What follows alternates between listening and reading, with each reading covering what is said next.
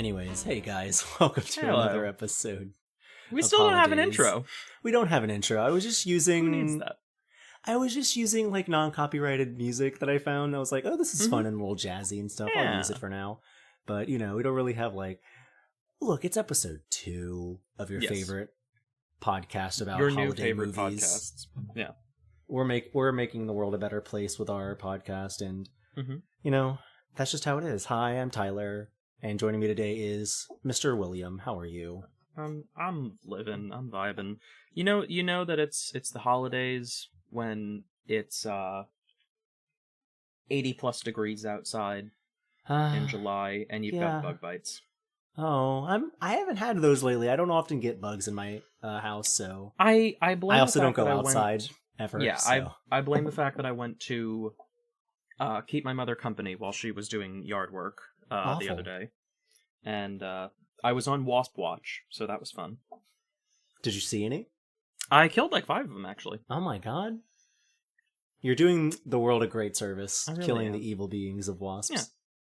But we're not here to talk about wasps. Well, join us whenever we talk about the bee movie. I mean... well... some Hallmark women could be wasps. That is true. I think the assumed audience of Hallmark movies are wasps. But whether or not they actually are... Because I would like to say, Hallmark movies have gotten more diverse over the years. Extremely. Than what they used to be. And I think that's a good look for them. It's a good way to expand their audience, get some more people in there. If we get some young 20-somethings or some Gen Zers watching Hallmark movies just to enjoy them, I think we're doing a good job. Before we jump right into the meat of things today, a quick topic is, do you think that we are maybe doing a disservice to this experiment only covering movies from like the past 5 years? And by that I mean I think we watched one movie that was from 2016 or something like that, and the rest have been like 2020 2021s. One that was 2015 and the rest have been like 2020 and 2021. We haven't watched anything that's come out this year, I don't think. I think we eventually will. And our surprise final week will have some older things in it, I know. Yes. But I don't know just how much I'd want to go down the rabbit hole yet of like early aughties, 90s Hallmark movies. Yeah. I feel like we could do that as a theme for 1 month or something like that down the line. Where we just pick, like, 90s Hallmark movies and just hate, possibly. I would like to hope that the Hallmark movies aren't all I think the assumption of what Hallmark movies are as just, like, the same cheesy, schlocky, whatever shit that people think Hallmark movies are is from that era. Mm-hmm. And they still are cheesy, they still are schlocky, but not in a bad way, I would say. There are definitely elements of them that they're just cute, they're wholesome, you eat some popcorn and cuddle up on the couch watching them. They're time fillers, they're just... They're feel good, they're formulaic, but that's not a bad thing per se. I mean, even as I said at some point while watching, or while we were making our ideas about this, I'm very happy to have hour-and-a-half TV movies, as opposed to, like, all of the things coming out in theaters that they're, like, 2.5 to 3 hours long, and I'm like, I don't want to sit here that long. I wonder if some of these movies, though, would, like, benefit from maybe being, like, an hour long instead, and, like, having... just cutting out maybe a solid chunk of the movie to fix pacing issues, or maybe that would ruin pacing. On one hand, there are things that they probably could cut out from these movies to make them shorter, but on the other, we've already had a couple of them where the endings are just very abrupt. It's like, kiss, credits. Yeah, like... there might still be a plot thread or two, or I might want to know what else is going to happen afterwards, kind of thing. But they just tend to be like, well, they got the happy ending, or it is assumed they will have their happy ending. Go home. Yeah. So I don't know if I want I think these movies are fine at the length they are, because I wouldn't want them to, like, give me even less than that, but I also don't want to be here for longer than I should be. Because, yes, we've also found that, like, the last 20 minutes of these movies, we know what's going to happen. It's a Hallmark movie. They're gonna fall in love, everything's gonna work out, happy days. And we don't really need all of that, but I also, like, don't want them to just, like, jump to it and cut as they have been, kind of thing, with these endings. We're not intending to see any of these have, like, a master class in storytelling or subtlety or whatnot. It is what it is. We already knew what the experiment was going into it. It's just interesting to think about what could be, what are some things that could change, or, like, movies that can sort of go outside the box of the predetermined norm, how these movies had been for, hell, the last 30 years or however long they've been shooting these. Just something to think about. But anyways, that's not what we're here to do today. What we're here to do today is discuss the bourgeoisie. Oh, God. We're here to discuss the royal families and all the fake countries that they come from. They really are just at it again every time with acting up on these craziness. The three movies we talked about this week were One Royal Holiday, Crown for Christmas, and A Royal Queen's Wedding. A Royal Queen's Christmas. There was no wedding in that one. No, not this time. They were all right. A lot of these were very interesting. A much different experience from last week's Magical Christmas theme, where there was no magic in this. These were all very down to earth movies that were more about I would say wish fulfillment that in a different way. It is wish fulfillment, yes. It is a downgrade from the magic movies in that it is not literal magic. It is not time travel. It is not summoning the ghosts of the past kind of thing. But I would call it this weird, it's not quite magical realism, but it is still a level above the norm of reality, I would say, because yes, it could happen, but the odds of you meeting some royal from another country in a coffee shop or at a hotel and love at first sight striking for both of you, or at the very least infatuation, is or very slim to none. The other one hates your guts. Yeah, exactly. So it is its own kind of magic, but it's definitely not literal magic, which is fine. Doesn't need to be. No, these movies were very interesting, and it was nice to see the immediate difference that we had from how last week's movies handled the romance and their characters. A huge difference being that the common theme from last week's three movies was that all the characters knew each other. All the leading men and leading ladies had known each other to some degree and had either been in a relationship for a long time or had been friends for a long time and then stumbled around each other for romance. Mm-hmm. And these, as they are all sort of very emphasizing the meet cute, I guess, of their relationships, these characters had no idea about either person. You stumble upon each other. It's, as Will said, love at first sight, or at least some connection, some spark is there from one or both characters. And then in the span of a week, either getting married or getting to that point in your relationship where you know that you are going to die with this one. It's definitely, I don't think any of them did end with like a straight up marriage proposal, but the idea was... The second one kind of did. The second one was like, it was pretty much there. Yeah. But it is all very much, I have fallen head over heels in love with this person in the course of a week and have already decided I want this is the one for me kind of thing, which in my opinion, very unrealistic. Can it happen? Sure, but much like these movies, the chances are slim to none. This is not me ever bashing on true love. I think that shit slaps.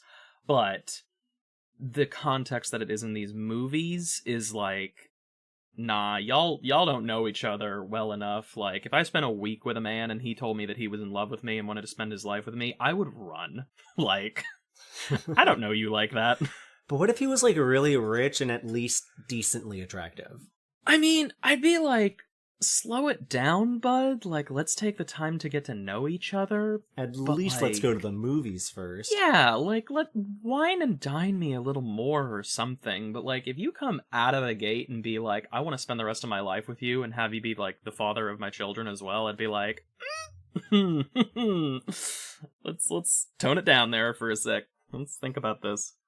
But starting us off, we watched One Royal Holiday, a movie where a young woman, Anna, offers a stranger to her, a stranded mother and son, shelter in a blizzard. She invites them over to her family, her historical family inn in the fictional Kentsbury, Connecticut, where she does not learn until a little bit later that they are of European royalty. They are the Queen and Prince of Galwick. Anna shows the prince how they do Christmas in her hometown and encourages him to open his heart and be true to himself. We immediately get some personality traits from these characters.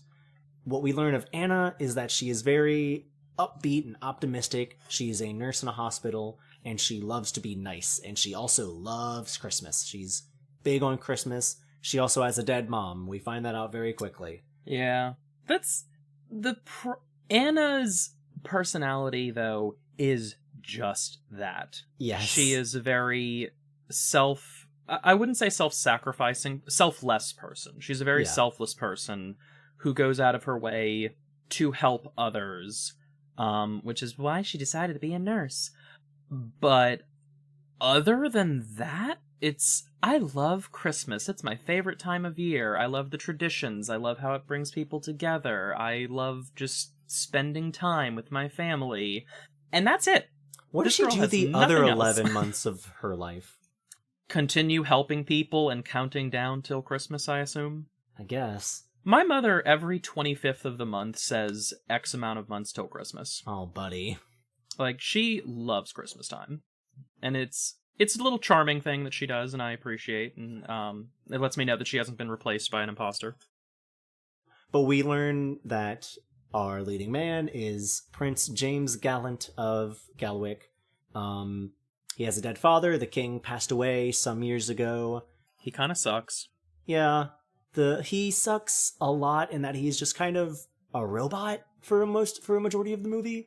He's very bad at emoting. He doesn't understand how to connect to people. His mom, on the other hand, is a very nice lady who is very good and, like, knows how to interact with others, and sort of pushes her son to, like, interact with Anna to both get them together. And while they are the royal family, the queen adapts very quickly to, oh, this is what normal life is for the common folk, kind of thing.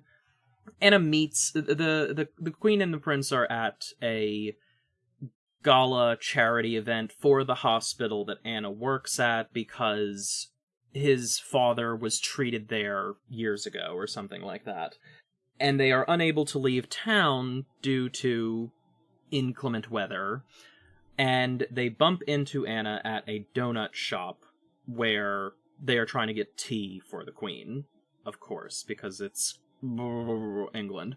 Oh, England. Yeah. And so the queen's just like, oh, these donuts are really good. They are exactly like we have like some special treat back at home, which they keep calling a Christmas cruller, and it's just an eclair.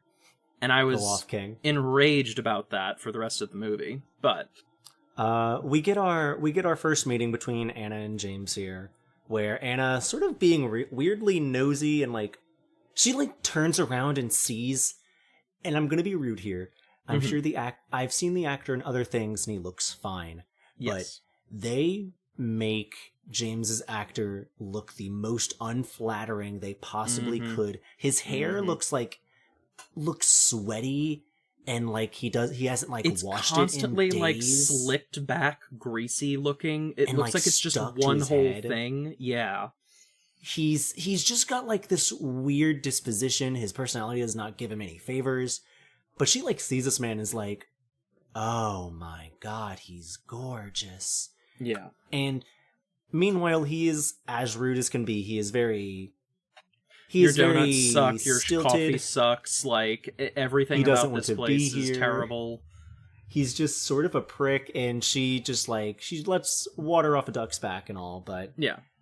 Because she's selfless. She doesn't care about herself. she doesn't care about herself. She just wants to help others. She learns about their situation and how they're not going to be able to fly out back to Europe, and offers them to stay the night. First, their driver also tells them that he cannot make it to where she wants them to go, which is her family inn back in Canterbury, and she offers them a ride with her. Their entourage being the Queen herself, the Prince James, and their bodyguard Christopher, who is a very minor character. Also, not a great attractive man. He is very unflattering features. They definitely make him not look great in this movie. Again, I could see like flickers of it, of like, okay, I could see why someone would find this man attractive. In profile, he looks fine, but when he looks straight at you, it's not really his flattering. face just like morphs a little, and you're like, I blame the makeup department for a lot of the things in this movie, honestly. But they all acquiesce, and they all grab a ride with Anna back to Canterbury, where she introduced them to her dad. He's a nice old man who immediately learns that they are royals. They want to keep it a secret from Anna for a little bit, but she immediately comes back outside, and they tell her anyways, and she laughs it off before realizing, oh, you actually are royalty. Well, we also have it shown where the other big, like, I feel like it's supposed to be haha funny of James is he does not know how to be a normal human being. No. He's never sat in the front seat of a car, it's implied. It's just when he's at the inn, he's expecting a pillow menu where you can pick what you're gonna sleep on or something like that. It's really interesting. Yeah. Because he's not like... He doesn't... Yes, he comes across as rude, but that's only because he's like suspicious and doesn't know how to interact with people.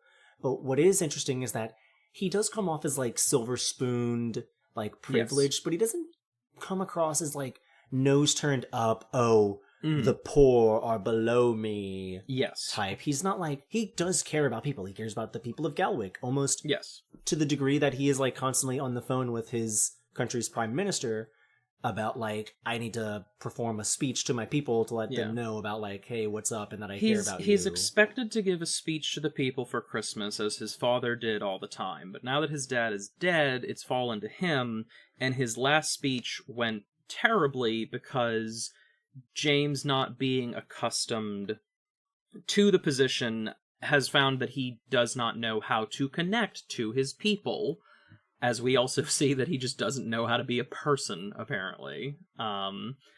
Which is a little funny when, again, he shows up in a 3-piece suit, basically, to a dinner service, and it's just people at a, like, almost like a buffet line kind of thing here. Yes. And the Queen shows up in her version of casual clothing, which is, like, nice, but still casual. Yes. And she adapts to, like, everything that happens. She's eating donuts. She's putting food on her plate. She's taking care of herself. And it's almost like, how is it that, like, Was she the one who married into the family? Like, that's my question. She does have a line where she says that she was from like a royal lineage, like a noble lineage, but Mm-hmm. she was sort of like a normal girl in the noble lineage before she met the king and like fell in love with the king. So she was sort of the down to earth portion of that relationship, I imagine. Yeah. Even though we don't get anything of and from the king, the deceased king, to tell us what he was really like, other than we know person. nothing about that man. Other keynotes are some of the other characters we meet are Sarah, who is Anna's best friend and the mayor of Kingsbury. Yeah. She immediately clocks the royals and tries to pull them into a let's get this town famous for having the royals here, which Anna shuts down real fast. We meet Diane, the chef at the Kingsbury Inn, who has huge vibes with the queen. Like, their energy together, they're like seen holding hands, they're seen these two, talking they're and chatting and sitting arm. next to each other. Like, they're like really close in a way that their connection like reads a certain they have like to a certain degree. They have a low-key, like, meet-cute moment where she's like, oh, I want to thank the chef, and, like, when she goes in to meet her, it's almost like this eyes lock, and they both just kind of pause and smile at each other, and it's like, they're not really sure what to say to each and it's like, if this this is a Hallmark movie, but if this was their Hallmark movie, this would be their meet-cute where they start to fall for each other, and it's like, aw. But obviously, spoilers, that doesn't happen. What actually happens is that Diane and Anna's father get together by the end of it, or is implied that they're going to try to work something out because they've had feelings for each other for years. Even though there is zero chemistry at all in the movie, and it is never really brought up of them having feelings for each other, but they make it so that the queen kind of helps it along to happen. I choose to ignore this and just accept the fact that either it's going to be a throuple or this movie suffers from pair the spare syndrome, where like every side character needs to get into a romance with each other to like to keep the eyes off of how bad the chemistry is for the two main characters. Yeah, they don't work well together. They really don't. Like, we've had in our previous movies, like we said, of actors who have done a lot of roles or been in a lot of stuff together, and their chemistry works really well with each other, or they just know how to have a good level of banter that makes it work. This was one of the first ones, like, where like, how? Why? Like, this ain't it. I just don't see it. By the end of it, they're like fine, but even then, it's like you can see this relationship lasting like maybe a few months before something the sets either of them start off. To sew through. Yeah. it's like this doesn't feel like a long lasting relationship, but we'll get there. The other note is that Sarah and Christopher, the bodyguard, immediately are also the make eye contact with each other, immediately are into each other, immediately making plans to visit for New Year's. It's like these two are like it's immediately on each other. And it's funny because that's like a day one thing. Yeah. Like we learn 2 or 3 days after they first meet, Sarah's like, yeah, actually, I'm made plans to go fly out to Gatwick for New Year's with Christopher. And it's like, girl. Anna's like, I can't be with James because he's a prince of a foreign country that I would have to go to, and all of that's a whole thing. Sarah's immediately like, oh, I've got this, man. I'm going for this one. Like, we're gonna make this work, whether we want to or not. But yeah, it's like the whole premise of the prince and his group are stuck here for the week while trying to juggle getting him back home, or when can he get back home, which never happens until it needs to, of course, because the plot needs to allow for them romance to happen. It almost feels it is a very contrived plot line as is needed, but it is very funny that like every morning they wake up fully packed, ready to leave, and then something happens where actually you can't fly out today. It's like the first 2 days, it's like, oh no, I can't go home, I'm stuck here, and then has to go do some nice thing with Anna and her friends. But then it's like by the third or fourth day, it's like, I guess we can't go home. Oh no. Guess we gotta spend the day with Anna again. It's like, oh man, I have to spend the time with a pretty lady again. Shucks. Oh no. Yeah. Anna has like a little bit of character stuff with relating to her dead mom, where there's this whole thing of a pajama ball that was celebrating at in her town that she wants to keep going and be a part of, but eventually comes to find and like admit that this is her like connection to her mom that she's never really gotten past, and she doesn't let go of tradition because it's what connects her. And that's fine. But then they find that the only reason that this tradition was happening was because her mom wanted to do it for her daughter, but it didn't really matter to her outside of that kind of thing. Yeah. So it's like, out with the old tradition, in with the new tradition, or vice versa kind of thing. And new experiences, growth. Huzzah. Anna doesn't grow much, honestly. Again, nothing happens to Anna in this movie. The main plot the main obstacle of the movie is that the ball that they are going to have, the building they usually have it in, has some construction issues after a bad snowstorm collapses the roof. Yeah. So they all try to figure out and work together to find out where to put it next. They decide that they are going to use the inn's ballroom for it. They have a good montage of working together to spruce it up, and everything looks great. The prince and Anna dance together to a Christmas waltz, which was a song I'd never heard of, but was... Thanks, she and him. And... that's it! There's some... Yeah. It feels like we're like... The conflict, quote-unquote, happens when Anna finally realizes her feelings for James, but he does have to leave. And so he goes home, and he makes his speech to the people, which he somehow makes a flight all the way from, I guess, Connecticut to England in one night, in time to get there and do his speech. And then back again. Goes back for her. He flies back after giving his great speech because he finally learned how to connect to people through his time spent with her, and comes back within a day in time to be there with her for like their Christmas event. Yeah. Hooray. It feels like we're like jumping all over the place or like wrapping this up quickly, but that's honestly just how it is. That's how the movie was. Like, the movie wrapped itself up. James flies out. He realizes that Anna has changed his personality on like how to interact with people. He knows what he wants to say. He learns that she was the one to take care of his father, who had used a pseudonym at the hospital that she worked at, and that they had like bonded with, and they bond over that again. I would have liked you to be my boy's girl, kind of thing, apparently, of course. It's like, okay, cool, dude. And yeah, he gets back, and then they meet up again back at the ball, and everything's happy. Everyone's happy together. Everyone's there having a good time, dancing, singing, everyone looks great. Some of the outfits look bad. They look pretty cheap and costumed, but what can you do? The main lady looks good, and that's all that really matters. Yeah, that's what they wanted to have happen. That's it. This movie was just very... Vapid feels too harsh, but it just felt like there wasn't anything here. Right. The characters had bad chemistry with each other. I did not like the main actor, or I did not like the leading man. James isn't a character for about 60% of the movie, and by the time he is a character, it doesn't matter because I don't care about him. I don't feel bad about him or his plight.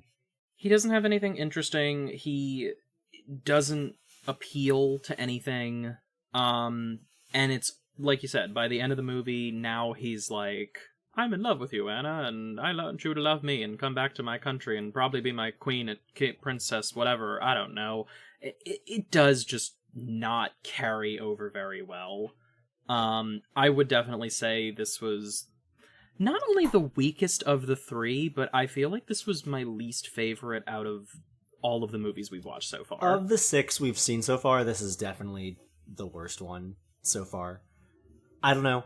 It just doesn't have that, like, ring to it. It feels like everything just comes to an ending because they needed to end, and that's it. There's just not much to say on it other than it was a movie. It was a movie.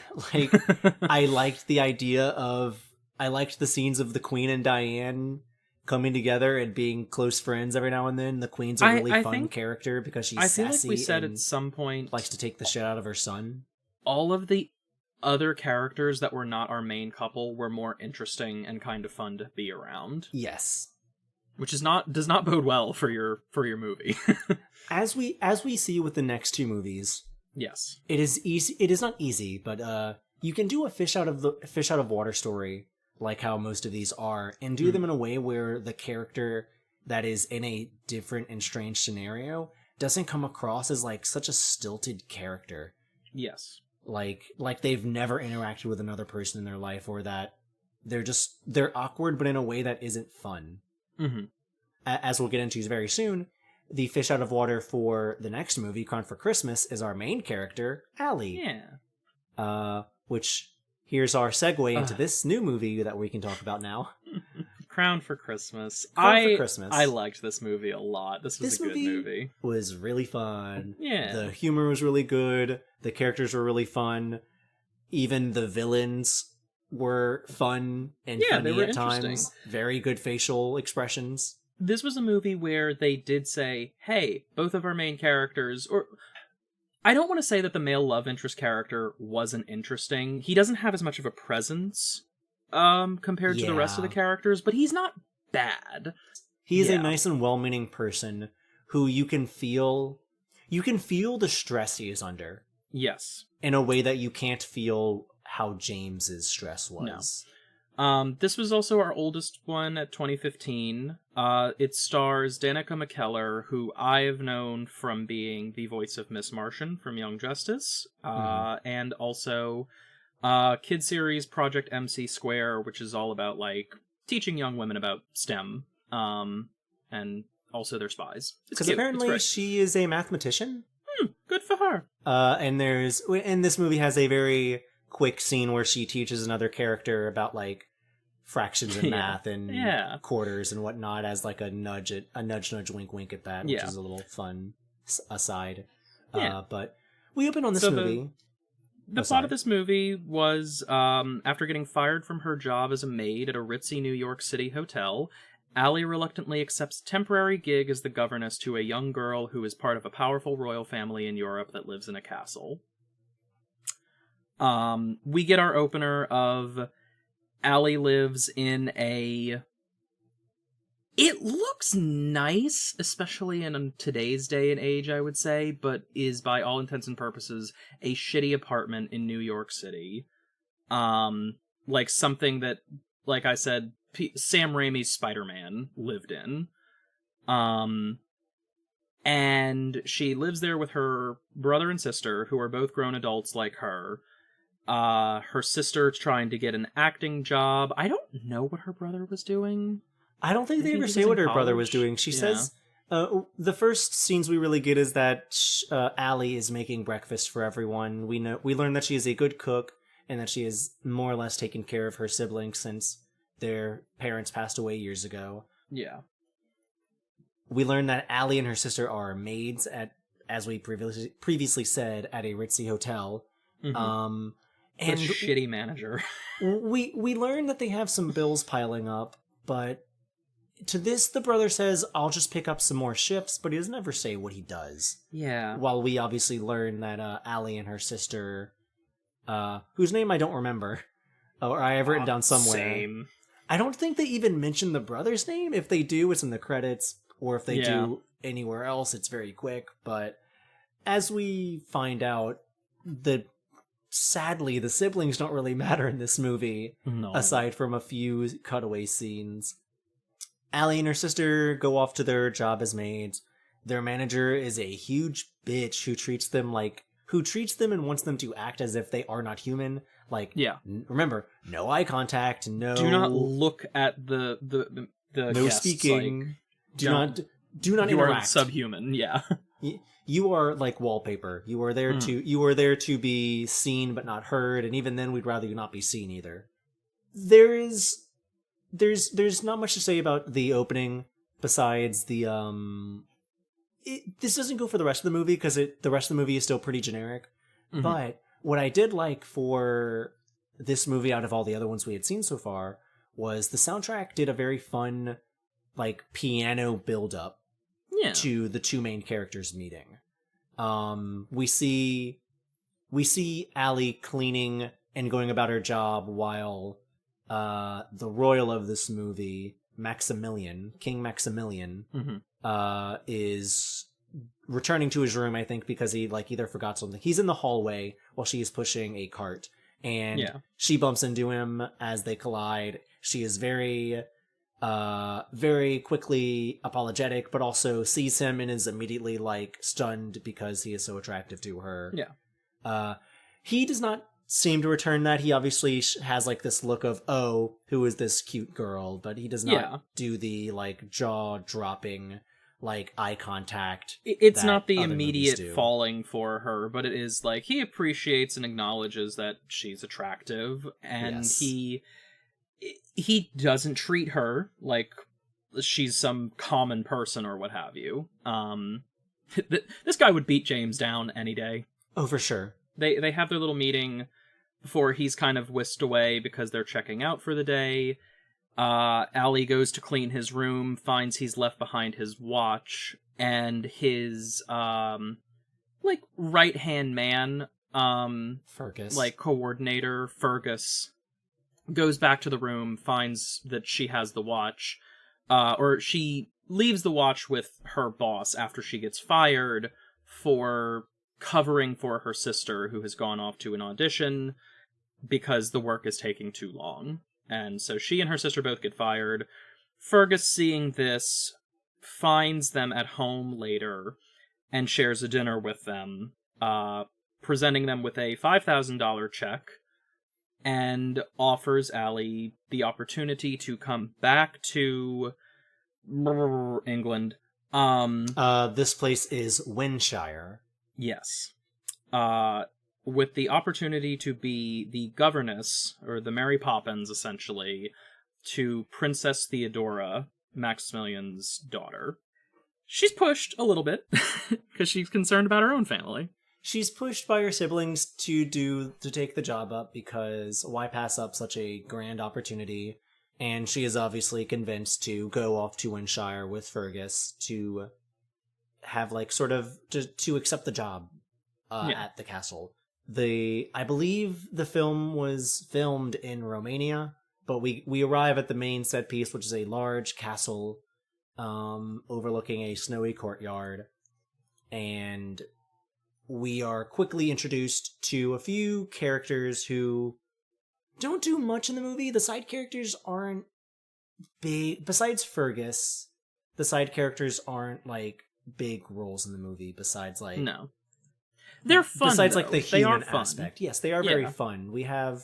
The ones I remember we have Miss Wick, who is the all dressed in black, very strict, very demanding caretaker of the manor. We meet the chef lady, who is a very nice... Claiborne. Yeah, Miss Claiborne, who is a very nice, heartwarming, genuine lady. And we never get his name, but there is, in every scene with them, is also her cook lad, who is just sort of like a tall, skinny white dude who's like, he seems nice, and he's in almost every scene that the side characters are in, but we never learn anything about him, but it's always funny to see him there. And he's there. And he does get, like, a certain gift later on in the movie that is very funny. We are introduced to Princess Theodora, who is a huge troublemaker. Rat. Yeah. She obviously is the kind of character in this movie that has some issues because her daddy does not spend enough time with her, her mom is dead, and she is used to all these governesses and other women, trying to be nice to her because they want to get at her father, who is the king, obviously. It's we want to get married or we want to get money, and your father has the opportunity for both of these things, and if we get you to like us, then that happens. And so my favorite thing with this movie is that Allie is unapologetically herself. Yes. This is a fish out of water movie, like we said. It is very reminiscent to me of kind of that like early aughties time of movies where you had a lot of these with Disney, for example, or Nickelodeon aligned stars like Amanda Bynes, of girl from America goes to England for some reason or another because of a connection to royalty, or they go to Italy, like the Lizzie McGuire movie kind of thing. And we have this character who brings herself to this foreign country, and like, while learning and understanding of some of the customs that are here, and sometimes like trying to acclimate that, is able to kind of show like, you don't have to be what everybody wants you to be. She accepts Theodora as she is, like this little girl who likes worms and playing pranks, and she works with her on these things to show like a genuine level of care. This movie didn't have to be a love story to work. Like, yes, there is definitely the idea that Allie and Max are gonna get together because they're the main romance of the movie, but they don't interact a whole lot. Honestly, they have like, and this is saying something because the movie is still a movie, but they have like maybe 20 minutes of screen time together. Yeah, right? The main point of the movie is like, it almost feels like Theodora and Allie's connection is what really drives the movie forward, and it's a really nice change of pace. Like, their connection like feels really good. It's fun to watch like Allie get this young girl who is obviously in a part of her life where she is, I don't want to say confused because that feels like very diminutive. But she feels like she is under a lot of struggle on her own and not being seen as like another person. She is only ever written off as like a child, or like, oh, young princess, you need to go do things this way because you are a princess and you have to abide by cultural norms. Meanwhile, Allie sees her as, oh, you're just a little girl who wants to live life the way you want to live it, and I'm not going to hold you back from that. I want to encourage you to do the things that you want to do. And it's just such a good part of the movie. It is just very fun to see these two interact. It's just this wholesome thing that, like, it takes you away from having to deal with the romance of everything, and instead just kind of, it's very much this family and kingdom, or at least the castle life, is very strict and regimented, and it's kind of hard for them to, I guess, find their heart in a way, which Allie and Theodora help bring back to this place. We get a few scenes of, because it is a Hallmark Christmas romance movie, some scenes of Allie and King Maximilian connecting late at night over talking to horses, and also going out to ride horses together. They have a very cute romance. Their chemistry isn't like fantastic, but you could see that they're at least trying, and like it is fun to like watch them come together, even if, again, I'm not big on the romance in this film either. Yeah. It's definitely not, it is not necessary, like I said. Like, they make it work. Like, I think that like Max and Allie do make a cute pair, and they have kind of like a nice dynamic to them, but it is definitely not the center focus. We do have, because again, or rather, we do have our conflict. We have a rival to affections. We have Celia. Earlier we get introduced to one of our antagonists, Chancellor Riggs, who is this no-nonsense advisor to the king, who was an advisor to Maximilian's father, who was obviously the previous king, and he's just very strict, and you need to do things this way, you need to be married. Chancellor Riggs has a specific idea of what it is like to run a country and be a king, and he is the face of the cultural norm and the status quo. Meanwhile, Max wants to be there for his daughter and doesn't want to marry Lady Celia, who is the other antagonist of the movie, who I don't particularly like how they handled her character. I think they could have done it a little bit better, but I think the scene it could have she's been in better is really for funny. sure. But she's a fun and interesting villain, at least in the regard of like, I just like to see her cause problems. Yes. So Lady Celia shows up. She is a very gorgeous woman who has known Max since before he went off to university. She's immediately shown in contrast to Allie to being this like well-dressed, proper woman who comes to give Theodora a hug and a gift of ballet slippers and like a ballet dress, because young girls like her should be going off to do ballet. And Theodora immediately makes a face like, obviously, no, I don't want to do this. It's the very big energy of when a relative that you don't super speak to gives you like a Christmas or a birthday present, and it's something from like what you were into like 5+ years ago, because that's like the last time that you interacted with them. And it's like, I don't know or care about this anymore, kind of thing. Like Theodora, being the precocious child she is and having eyes, immediately sees through everything Lady Celia is, taunts her by like poking at how she knows that her father and Allie have gotten closer in a certain way. Yeah. She runs off, Allie and Max chase after her, and then get locked in a greenhouse together after she tricks them. And during this time, they confessed that they are very into each other. Allie confesses, like, I do like you, and understands that that is not her place. She is the governess. He is going to have to marry Lady Celia, and he doesn't really argue with that. He does say that he's into her, but he also understands, like, in his worldview at the moment, he needs to follow the rules as it is status also quo again would dictate. that kind of nice moment where Allie is still thinking of Theodora.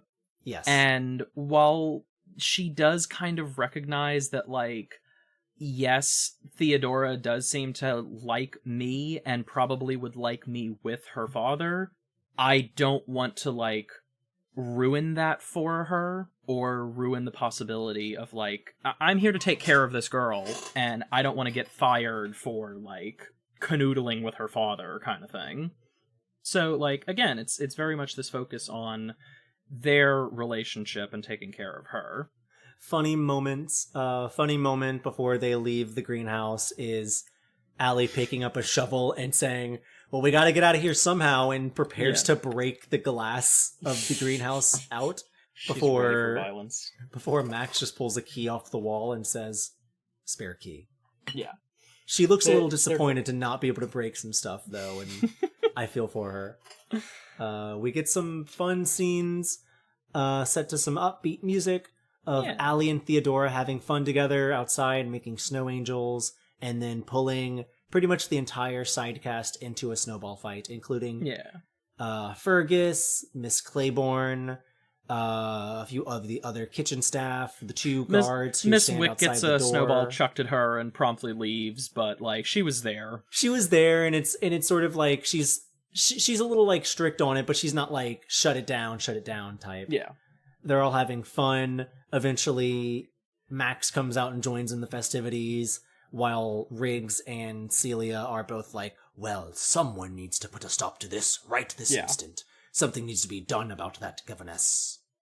I'm like, y'all need to get a day job. Y'all need to, like, get over it. She's just a nice woman.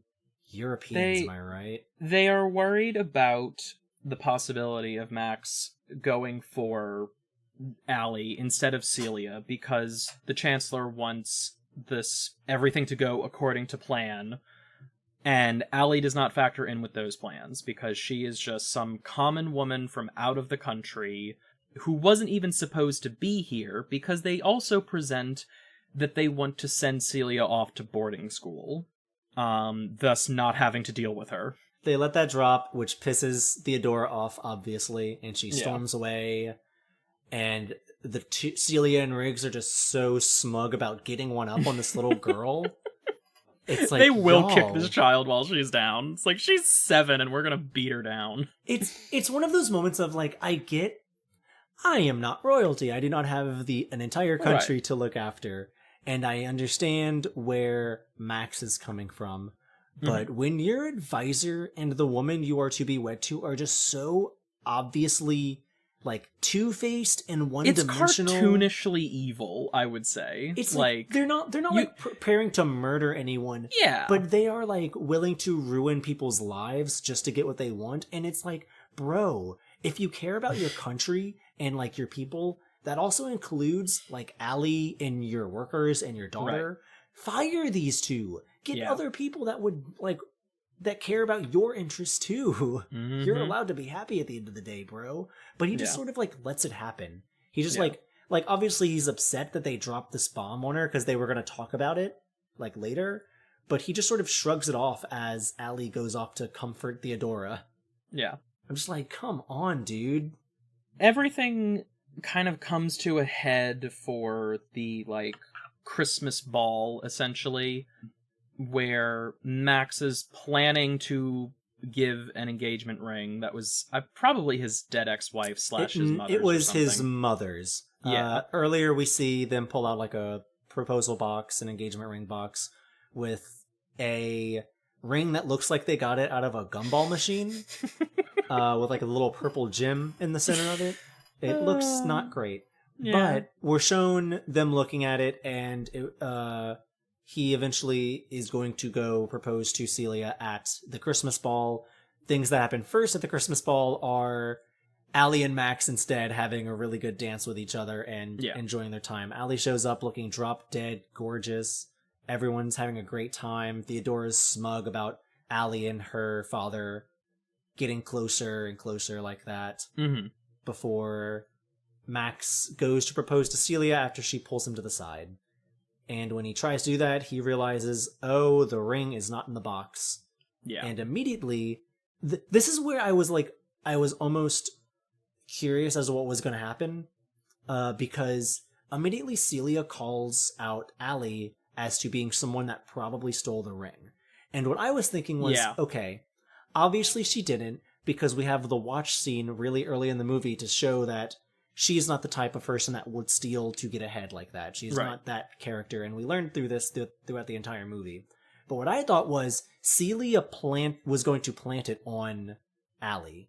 I thought she was going to set her up, like her and Riggs were going to set Allie up to like not get her arrested, but get her like deported back to New York or something. I don't know.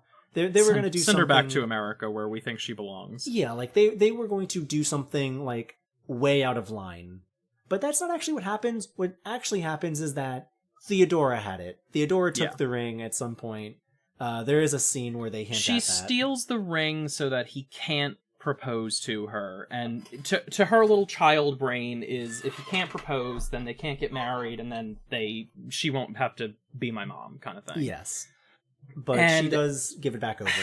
And Allie decides to take the blame so that Theodora doesn't get in trouble, but Max just says, I'll just tell them I forgot it, or I left it behind on accident.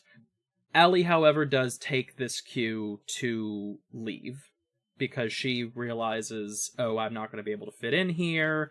If there's going to continue to be all this drama with your, like, wife-to-be / your chancellor, this is not good for your daughter. Like, it is, again, she is very focused on Theodora's needs, which is great of her, and she just decides, I'm gonna go, and that's where she takes her leave off. She leaves the premises, and again, not to gloss over some things, but the obvious things that the plot needs to happen. Max realizes that, no, I should be happy for myself, and I also need to be there for my daughter. Yeah. He turns Celia down, and she gets really upset about it and stomps off. Riggs confronts Max about this and is fired. It is not fired, but is told, either you can do it how I want to, or you can leave, and Riggs leaves. I'm done listening to you, basically. Yes. And meanwhile, Max grabs his horse and goes off to catch up to Allie as quickly as he can. And where she is like ended up at Town Hall, which was a location we had seen once previously in the movie. And I don't really know why she's here. She like shows up at like another town, I guess, nearby, and like at like either an inn or a hotel or something to stay at, but she just walks off to the town hall for some reason. I guess because it's a better backdrop for what happens next. Yeah. She wanders over there and is sort of like staring off into space while Max arrives on horse. And hooray, romance! They kiss. Woo, yeah. They profess their love to each other, and it just ends like that. Yeah.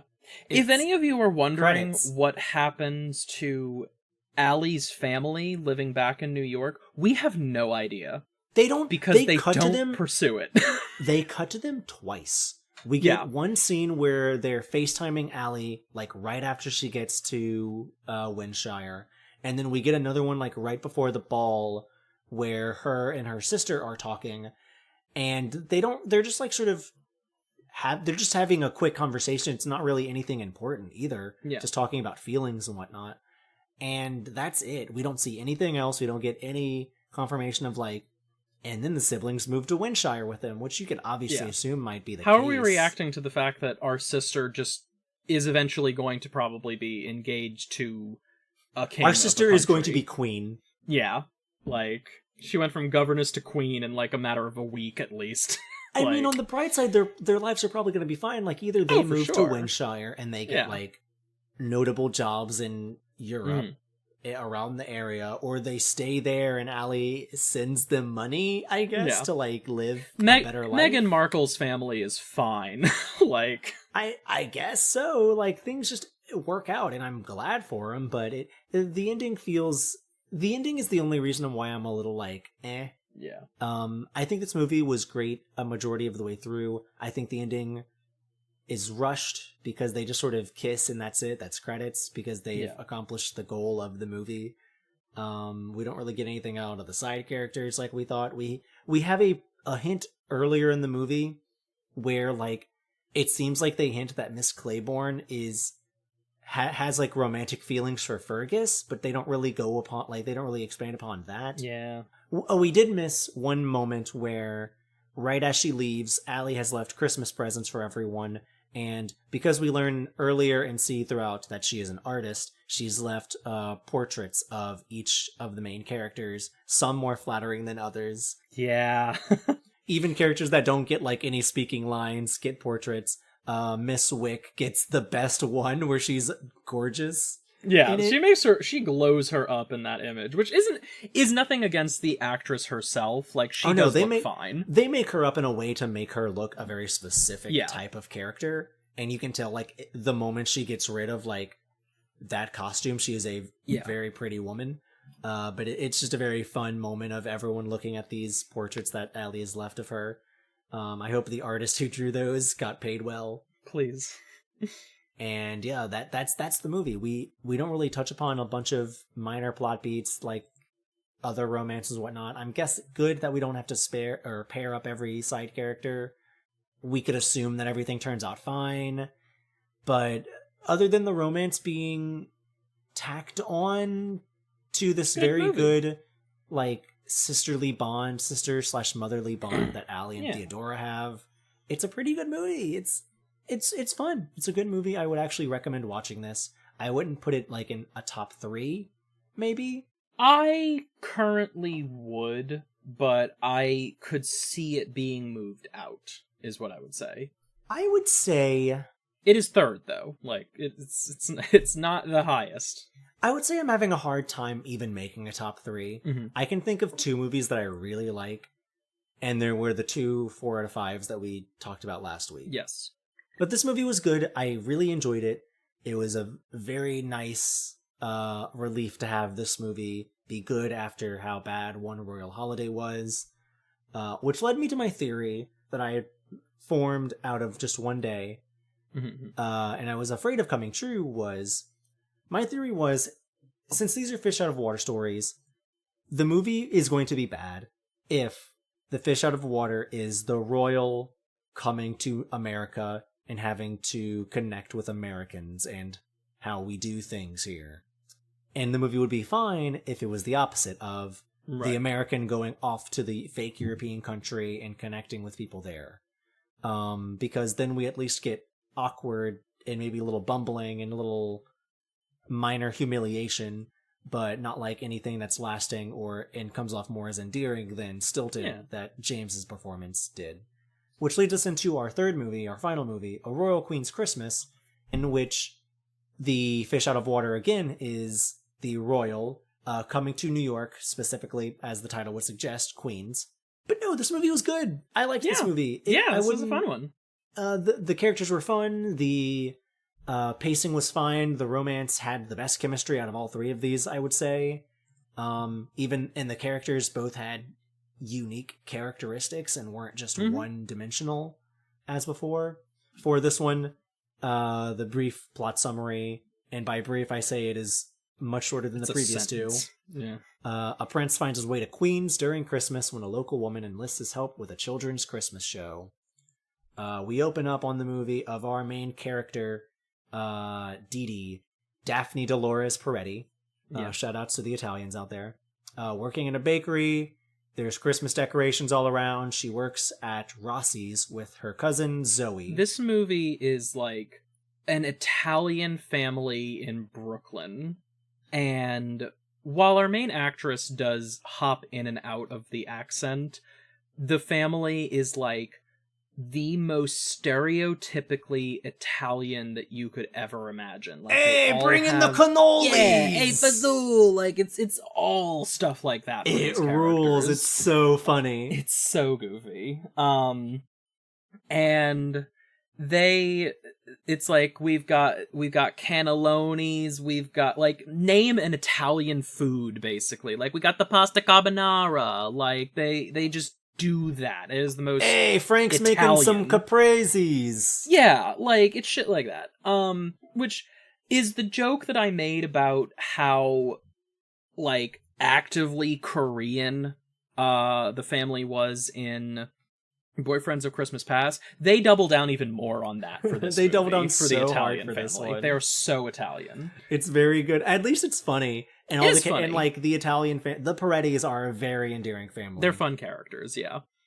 But we open up on Dee Dee, who we don't really get the name for, I believe, just yet until a little bit later. Because everyone just calls her D, if anything. Yeah, everyone just calls her D. We immediately jump to the fake European country of Exeter, to a diegetic rocking performance of Joy to the World, played by our main man, the royal of this movie, Colin. He's performing at a bar. He's got a undercover asterisk. Everyone immediately knows who he is, but he's got this undercover bad boy look going on. Got like the leather jacket, jeans, t-shirt. And he's being shadowed by his caretaker, Whitby. Yeah. Who is very, like, exasperated, like, "Oh, sire, why are you doing this? Don't you know we could be home by now? We've got so many things to do." I was really afraid that Whitby's character was going to, like, be antagonistic, but he turns out to be kind of a bro throughout the entire movie. Yeah. Like, he's not, like, actively, like, helping the prince get away with things, but he is lying on his behalf as to not get himself or the prince in trouble, which is nice. A different thing that we find out for both characters of this movies, as to the previous movies, is that no one has dead parents. No one's dead. No one's dead. Both grandpas. They don't really say which grandpa is, but both of their grandpas are dead and lead into a specific coincidental plot point. Yes. But otherwise, they both have their parents. We learn that Colin is being sent off to New York to oversee some kind of, like, drive. It was like a charity event at a hotel or something, which we end up having Dee Dee's connection of working at her cousin's bakery. Yes. Is given an opportunity by Zoe, is her cousin. Zoe's fiance works in the kitchen at the hotel, their bakers quit and they need pastries for this event, so they ask Zoe to do them, and Dee Dee brings the test. Like a yeah, test she brings run. a sampler, basically. Colin bumps into her, smushes and messes up most of the pastries. She gets pissed off. Yeah, the flavor is good enough that they are willing to, like, still accept it for proper later on. She bumps into Colin again playing piano. After we learn that because of a wrist injury that her father has, who is her entire family are musicians, and they have run a children's chorus for Christmas every year, that they need a piano player on the fly. And as she goes back to the hotel lobby, she finds someone playing the piano really well and finds out that it is our main man, Colin himself. And they reintroduce each other, though he hides the fact that he is royalty from her. Yeah. By giving himself the last name of Colin St. Bernard after seeing a dog passing in the lobby. He agrees, because he smushed the pastries earlier, he agrees to help her with her choir thing. Whatever you need. Yeah, whatever you need, which is playing for these children in their chorus. And she drags him off there. He's a really good piano player, but the choir itself is the usual Christmas Christmas songs that you've heard sung by children, and he's so bored that he's like, well, let's spice it up a little bit. And he starts playing Joy to the World again in the rocking performance that he did before, and it's like the only song he really knows because he plays it like 5 more times throughout this movie, and everyone loves it, and they add it to the performance and start working together. Dee Dee compliments him, and her dad shows up, sort of obviously eyeing the connection and chemistry between these two, invites, and also being the cool Italian dad, gets chummy with Colin and invites him over for dinner. And now Colin's stuck with the Parettis. Yeah. It's too snowed in for him to go anywhere or something like that, as it tends to be. Yes.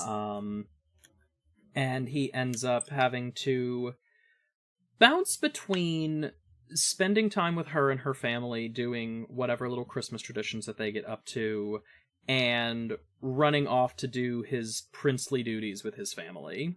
Which doesn't seem to be that big of a conflict, honestly. Not he schedules really. it out pretty well, or at least Whitby helps to, like, cover for things. Yeah, Whitby helps until, like, things get to, like, the conflict part of the movie. Yeah. They keep dropping that Dee Dee served in the military. How? We have no idea. This isn't really a main plot point other than to, like, call her brave and, like, also tell us that, like, it's her own personal journey of, I recently got out of serving in the military. I brought my dog back with me because she worked in the K-9 unit. And ever since she's gotten back for about 6 months, she's sort of just worked at her cousin's bakery because she doesn't know what she wants to do herself. Yeah. She is at a point in her crossroads It's in her life. a little just a gripe that I have of, it's just like, this woman has come from, like, X amount of years serving in the military, and everyone's just kind of like, well, what are you gonna do with your life? It's already been 6 months. And it's like, hello? Like, this woman's give her a been through break. shit, possibly. She went to, I mean, we can't assume she went to war. Yeah. But she did perform service for a bit, so who knows what she We do not did. support war here, but we do say, like, please take care of, like, your troops' mental health, like, whatever country you're in. Like, these people have gone through some things, and they definitely need help, so, like, give them the resources to do so. Other minor notes we learn is that Dee Dee has a hard time getting into relationships because her long-term relationship ended very poorly after one of her, like, her high school boyfriend stood her up on Christmas at, like, a very important day for her. Yeah. She has only ever been in relationships for, like, a month-ish, but connects with Colin really quickly.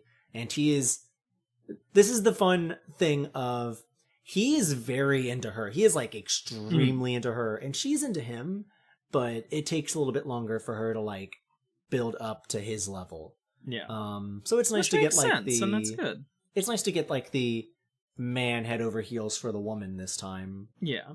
They have some fun moments of building snowmen together for a competition, just hanging out, going shopping, yada yada. Whitby, meanwhile, is using his Prince Tracker app and finding out his where... Prince Tracker. Yeah, yeah. He's got the Prince Tracker. He chipped his guy before the prince snuck off, and now he's been tracking him around, tracking him all the way to Queens, stalling his parents for information and lying to them because he does care about Colin at the end of the day. Yeah. And everything's going great. Everything's going fine and dandy until Colin's parents show up earlier to New York than they were supposed to with Lady Adriana, who is his childhood friend. Who is his childhood friend who he, as is the tropey for these movies, he is to be wed to, because he is to take over succession of the throne much earlier than he thinks he is ready for, with Adriana at his side.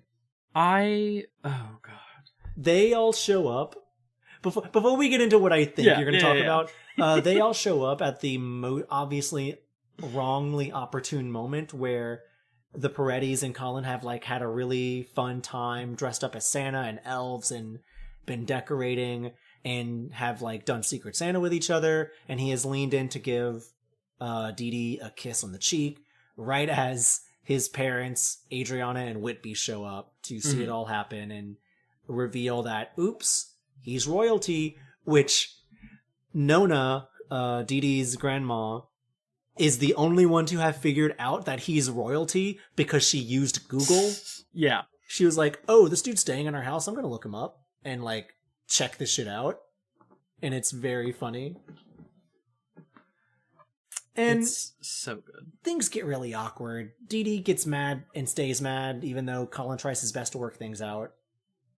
Because she wants to be mad about it, which I get. But it feels like they just sort of needed a conflict instead of having these characters work things out too quickly. And I understand where she's coming from. He did sort of lie to her for a while, but it's not like any of his feelings were disingenuine because he didn't want to admit to not being a prince. Yeah. Or to being a prince because he wanted to be treated like a regular person for once in his life. I think he's in the right, but I get where she's coming from. It is definitely the like, yeah, she's... If I can't trust that this man's going to be open, that he was literally the prince of a country, how can I trust him to, like, anything else kind of thing? Also, I did have to look up because he is referred to as, like, the Prince of Exeter in this movie. Exeter is a city in England. Ah, so you were right about that. I was like, I know Exeter is a place. It is not a whole ass country, but it is a city. Well, in this universe, it is a country. Yes, it is a fictional country. They broke off. They off. Just took a name. Yeah, they broke off and formed their own nation. Hey, screw Lizzie. We're making our own royals. Just like Windshire, just like Galwick. What I will give them is that Exeter is a cooler name than both Galwick and Windshire were. But yeah, so we have to deal with this weird thing of, while their romance is not going anywhere because Dee Dee obviously has her issues with our prince, Adriana, bless her heart. Oh my god, Adriana. Adriana's actress should not have been playing this childhood best friend role because she looks so much older than the role demands. It is weird how it is the power of make-upping. Yes. That at certain points she looks simultaneously 16 and 46. Yes. This is not anything against her face. I think she looks great. Like she does look like a great woman. I don't think this was the role that they should have put her in. Which isn't to say she can't play the role, but she does not look the role at all. But we have to deal with essentially her being kind of shuffled into, like, oh, well, we want you to date our son, we want you to marry our son because you two are best friends, or like you have a really close connection. And she doesn't want to be with him because she just sees him as a friend. And so she sees the kind of connections that are happening. She sees that, oh, Colin is this wonderful performer. He does music really well. He's in love with this girl.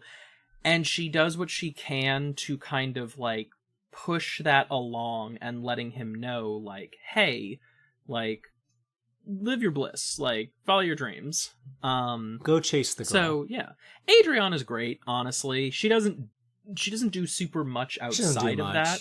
Yeah. But they didn't make her antagonistic to anything, and I don't know, she's fine. She's good. But this actress, like, does not look the part whatsoever. Even if she is a good actress and she does look great, she does not look like what she should be in this role.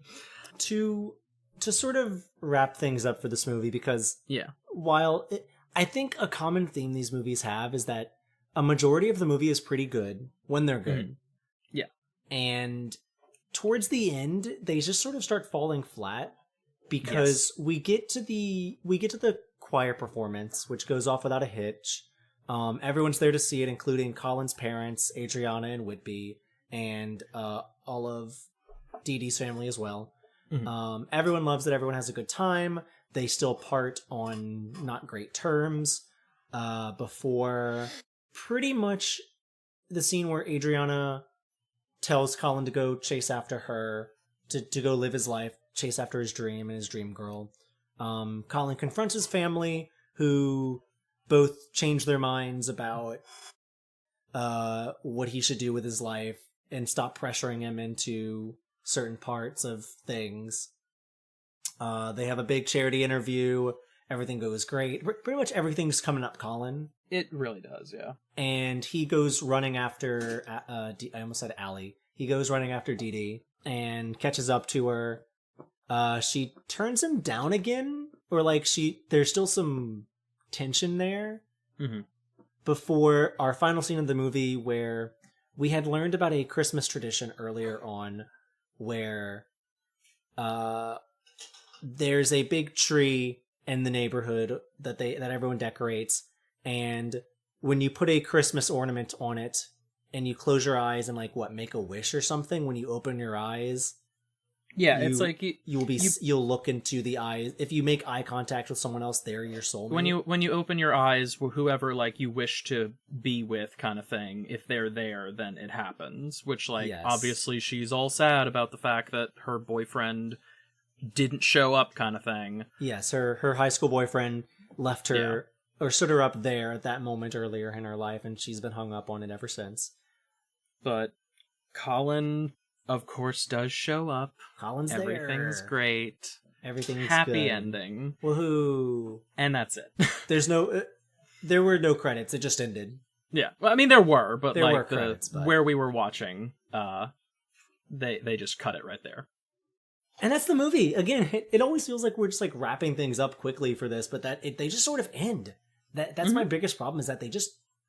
It's always good to know where you should end things, but the pacing feels so weird that it's like, okay, we've kissed, we've accomplished what the movie has ultimately set out to do, and we're done. Cut it, boys. That's it. And I'm just sort of what they did with all three of these, at least. Yeah. It's it's done. I don't know. We know what happens. Or we want you to assume that everything's going to go fine, and we're done. That's it. It's Bye. just a really interesting thing where these characters just exist to have their romance and then immediately be terminated because the movie has to end. Yeah. I guess it's better than the movie going on even longer, but I guess I don't feel it as bad for this one because everything seems to be wrapped up because we don't really have any side plots to touch on. None of the side characters it's why have I said, hour and 30 at most feels right for these because they do just wrap everything up. But again, it's the last 15-20 minutes of these movies, you know how it's going to end. They just need to pad it out a bit longer for some reason. So it's something. But yeah, I definitely did enjoy this movie a lot, though. The characters were fun, the writing worked out, everything had good dynamics. It was a good time. Good movie.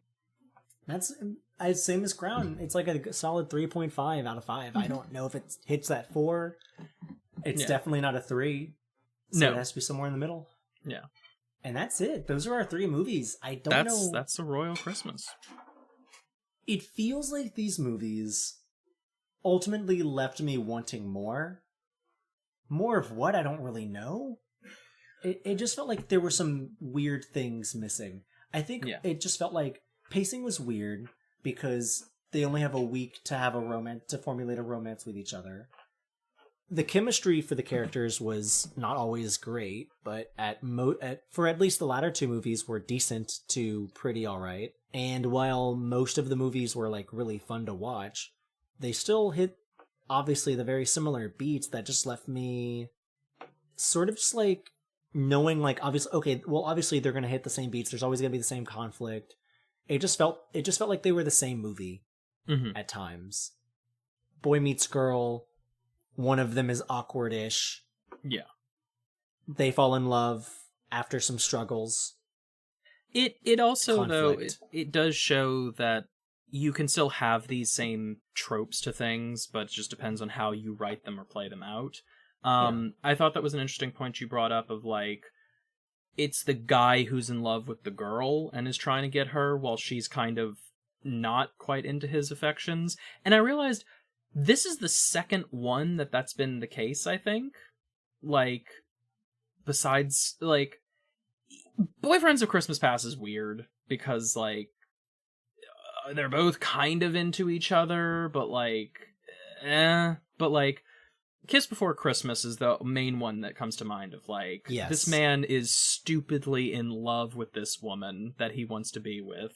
And obviously she's not interested because time travel shenanigans, but... Yeah, and that's obviously because he had already been in love with her for 20 years. Yeah. But, like, this is the one where it's also, like, she's guarded because of her past and everything like that, and she's not sure how to feel about it, where this guy is just like, oh no, this is the one for me, I'm gonna go for this. And it's cute. It's a little interesting, different take on it.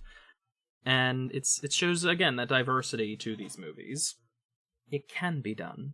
We're not in the 90s anymore.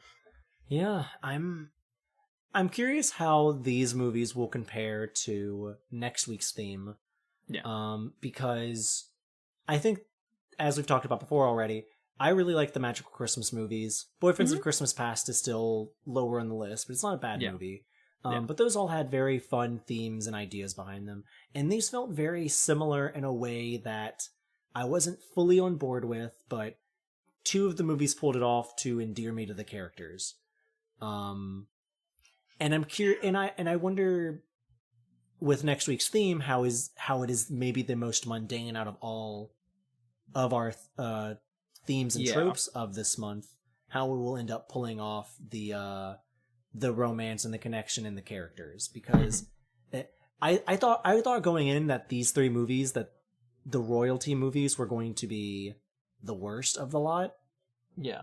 And I think one of them is not good at all, and I think 2 of them are pretty good movies and are worth watching. Yeah. If you're into these kinds of movies. If you're not, you probably won't enjoy it anyways. You just do have to turn your brain off for some of these, but it is what it is. It's not like we're looking at, like, prestige television here. No. So I guess we'll see. Next week's theme is going to be very interesting. There are gamers in it. The gamers. I hope. They were promised to me, but I don't know how much gamers there will be.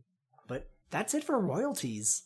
Yeah. For the royalty-free music we are providing you. Lo-fi, hip-hop beats to study and laugh to. Hallmark Christmas movies to study by. To study bisexual. Yeah. All right, well, I guess that's it for this episode. Do you have any final thoughts on everything we watched today? Today, or I guess the past few days? I am glad that we had my assumptions that Danica McKellar would not lead me astray was proven correct, and we finally had a hot prince. We finally had a hot guy. We finally had a hot prince. Colin was pretty good. Colin was a really attractive man. Maximilian was okay. Yeah, Maximilian looked... I think, okay, not to round back around to this and only talk about it very briefly. Maximilian looked a little bit older than, is it Daniel McKellar? Danielle McKellar? Yeah, Danica McKellar. Danica McKellar, my bad. He did look a little bit older in a way that wasn't like off-putting, but was like, didn't help the romance there, I think. Even if she was like 31 to his however old. I don't know. It wasn't weird. It was just like, y'all don't look like two characters that would be. Looking it up, there's actually only a together. 5-year age difference between the two of them, with him being the older one. Interesting. Oh well, that's just a minor thought I had. Besides that, yeah, I enjoyed these movies pretty well. I feel like I've gotten all my thoughts out on them. We had a good time. There weren't as many thoughts as I really had for them compared to Magical, but maybe I just became more concise with it. And again, I felt the formula in these movies in the way that I didn't for the other one, for the Magical Week. So if that improves or declines, I guess we'll see next week. Next week, our theme is Stuck Together. Stuck in the middle with you. Stuck in the middle with you, where two characters, whether they have known each other or not, are forced into a situation where they have to work in close proximity to each other to reach a common goal, whether that is getting home for Christmas or what have you. We'll see how that goes. Did we say... I've already forgotten everything that happened at the end of episode 1. Did we mention what the movies were that we were going to be watching next week? I don't think we did. We want to surprise people, I guess. Okay. As to what the movies are that we're doing. But we're still obviously sticking with 3. Yes. And again, y'all are free to watch these and have your own little opinions afterwards if you would like to. Yeah, hit us up. We've got opinions. We've got opinions, and we love to hear Hallmark. other people's opinions. Yeah. You can find the show on Twitter you can find our show at Holidaze Podcast. You can find us on SoundCloud at Holidaze Pod, I believe, and on YouTube as well at Holidaze Pod. Yes. I am immediately going to check these out and then re-record this if I'm wrong. We'll put it together. It's fine. I won't. I'm not pulling anything together. I'm dying. Okay. I'm dying, Squirtle. Yeah. This is all getting cut out. I don't care anymore. No, Who cares? I can say whatever I want. Good work, everybody. You can find us on SoundCloud at Holidazepod, soundcloud.com/Holidazepod, and on YouTube through our Twitter, because it's hard to link through that. But yeah, look us up. You can find me, Tyler, at Jazzy Smooth Reel, Jazzy Smooth Reel. And you can find Will at Schwilliam13. It's me. Yeah, we're just a couple of guys having a good time watching some movies, and I can't wait to see what next week brings. Oh, I'm excited. Merry Christmas, everybody. Merry Christmas. Seasons, greasons, everyone. Yeah. We'll catch you next week. Bye-bye. Bye-bye.